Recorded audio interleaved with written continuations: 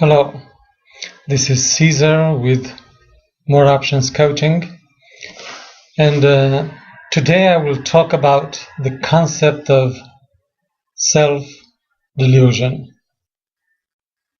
and how it compares with the concept of acting as if it is already true, which is a concept taken from law of attraction. I'm sure that by now you heard about law of attraction and you read much of it, which is a great concept, law of attraction. I have a personal take on that, but discuss about this some other time.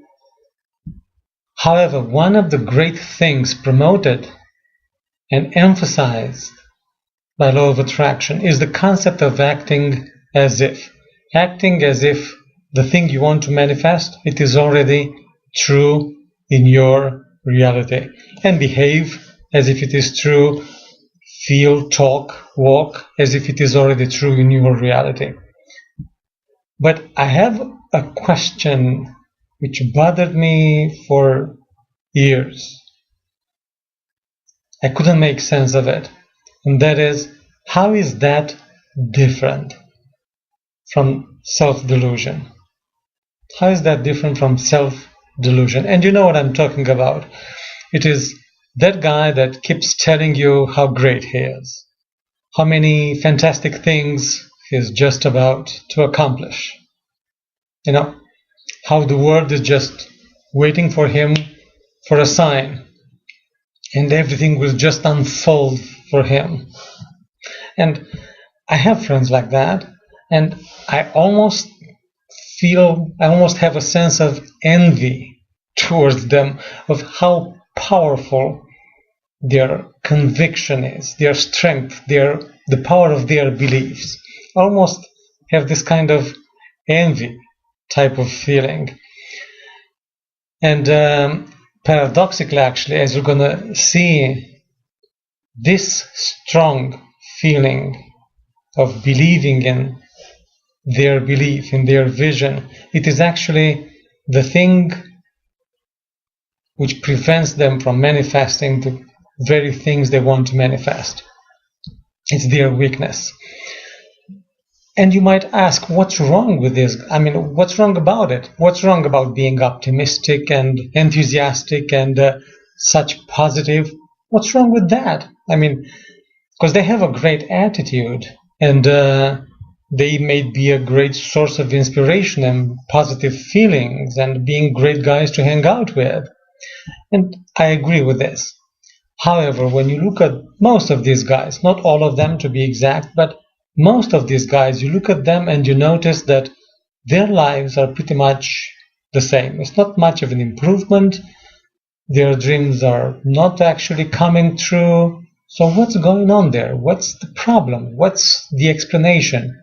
Why are they not accomplishing the things that they are after, they are talking about? And they invented all kind of explanations for this phenomenon, starting from karma, all kind of things like that.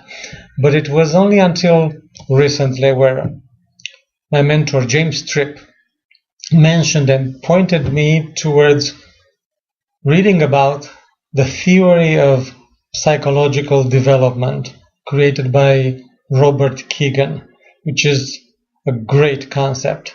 Really changed the way I look at life, at the human evolution, human relationships, problems, stuckness, and everything else.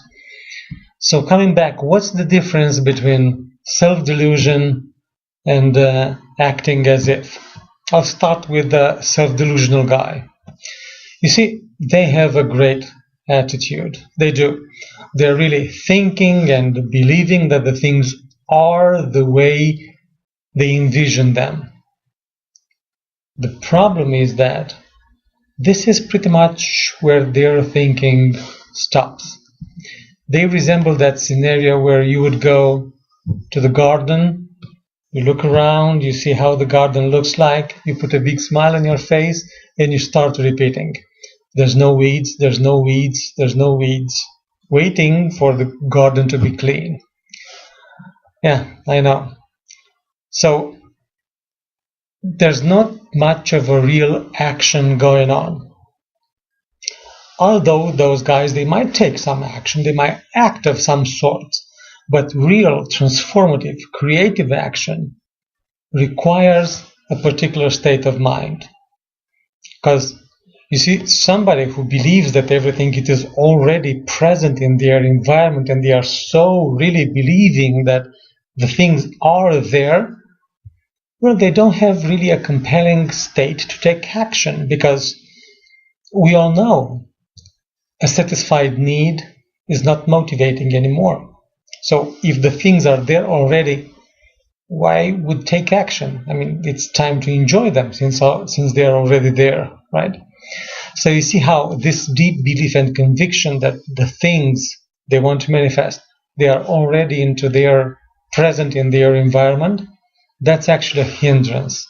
It's weakening the unconscious strength of their actions.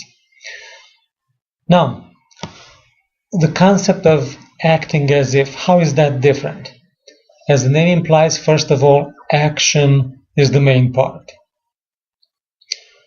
Also, yes, those guys, they do have the same great attitude that I described before, the same great attitude of having a vision that the things they want to manifest, they're already they're present in their environment.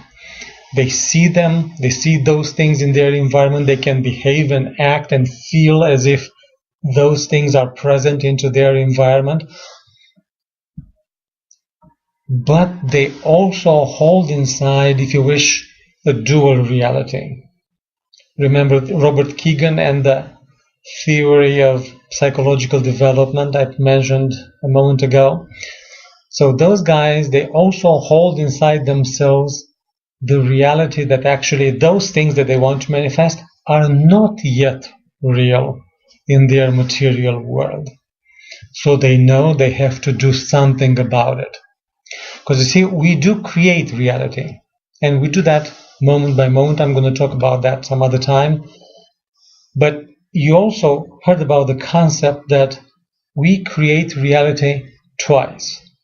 First in our mind, in our imagination, and secondly, in our material reality. And I believe it's true. I believe it's true that the reality, it is created twice. However, it is created twice. That means both steps are required and necessary. He says, I need to use my imagination to build a vision of those things being real, being in my reality, and build a feeling that the things are already done, because this is going to give me the state that the things are possible. The thing that I want to manifest, it is possible. So that's the first step. I also need to know that I have to take action. You see, knowing that the things are not yet in my material reality, this is going to create a state which will compel me to do something about it. On top of that, using the previous state that the things can be possible, then I can get busy creating them. So to sum it up, in self-delusion, the person is using only one step, the imagination. They hold just one reality in their mind, the reality where the things they want to manifest are already present in their environment, and they live as if everything it is accomplished and done. In acting as if it is true, the persons do hold the reality that the things are real, and they can hallucinate those things being in their environment, and also hallucinate about themselves living in that environment. This gives them a state that the things are possible. However, in the same time, they also hold the reality that those things are not yet present in the material reality. And this gives them the state of being compelled to take action, to do something about it, to take creative action for its accomplishment. Yes, that's my take on the distinction between acting as if and self-delusion, which really bothered me for quite a while. Now I'm wondering if you had the same question in your mind, if you had friends or persons in your life showing you this deep conviction, deep belief that the things are present in their reality and yet nothing happened in their reality. And I'm wondering if you ever asked yourself what's the difference between that kind of state, self-delusion, and acting as if, which indeed can make things possible in your reality if you see yourself as creator, meaning that you need to do something about those things to be present in your material reality. I'm wondering, what do you think about that? And I'm looking forward to read your comments about what I just said. Until then, enjoy the rest of the day, the weekend, and talk to you soon.